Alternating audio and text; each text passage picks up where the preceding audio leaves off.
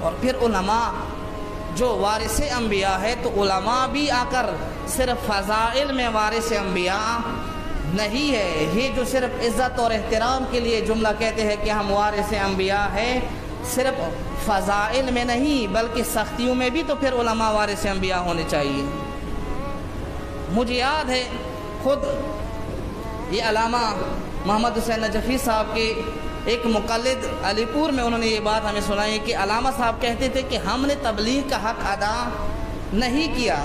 کہ کیوں نہیں ادا کیا؟ کہا اس لیے کہ ابھی تک کسی نے ہمیں جوتا نہیں مارا، کسی نے ہمیں پتھر نہیں مارا، کسی نے ہمیں کچھ کہا نہیں، گالیاں تو دی، لیکن اگر ہم انبیاء کے وارث ہیں تو پھر ہمیں کوئی مارے، پھر ہمیں کوئی پتھر مارے، کوئی جوتا مارے تو تب اس وراثت کا حق ادا ہوگا. جب انبیاء کو لوگوں نے تسلیم نہیں کیا، جب ائمہ خدا کو لوگوں نے تسلیم نہیں کیا، پھر علماء کی جب باری آتی ہے تو علماء بھی حق گو ہونے چاہیے.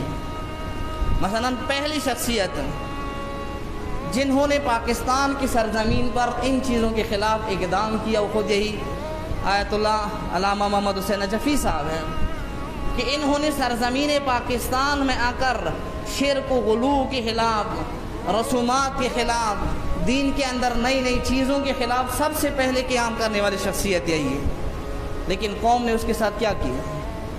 یہ سب گواہ ہیں. آپ ادھر ان کے مقلدین بیٹھے ہوئے ہیں، جو ان کے آشنا بیٹھے ہوئے ہیں، ان کے بارے میں مجھ سے بہتر جانتے ہیں. حتیٰ کہ جب علامہ خود بین الاقوامی جب ایران میں وحدت کانفرنس ہوئی، اس میں علامہ صاحب کو تشریف لے گئے تھے، اور اس خطاب کے بعد پھر قوم کے اندر موجود طلباء نے آ کر ایک نشست رکھی، اس میں سے سوال و جواب کا سلسلہ ہوا.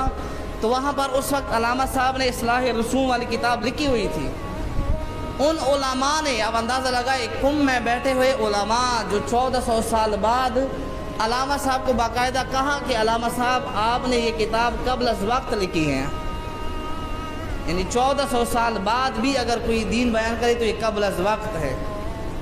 14 دن بعد نہیں، 14 مہینے بعد نہیں، 14 سال بعد نہیں، 1400 سال بعد بھی اگر کوئی شخص معاشرے کے اندر موجود بگاڑ کی نشاندہی کرے، معاشرے کے اندر موجود فساد کی نشاندہی کرے، معاشرے کے اندر موجود غلطیوں کی نشاندہی کرے، اس کو کہا جاتا ہے کہ آپ نے قبل از وقت یہ کتاب لکھی ہے. تھوڑا سا صبر آپ کو کرنا چاہیے تھا. کتنا صبر کرتے؟ تو علامہ نے کہہ دیا کہ مجھے کیا بھروسہ، میں نے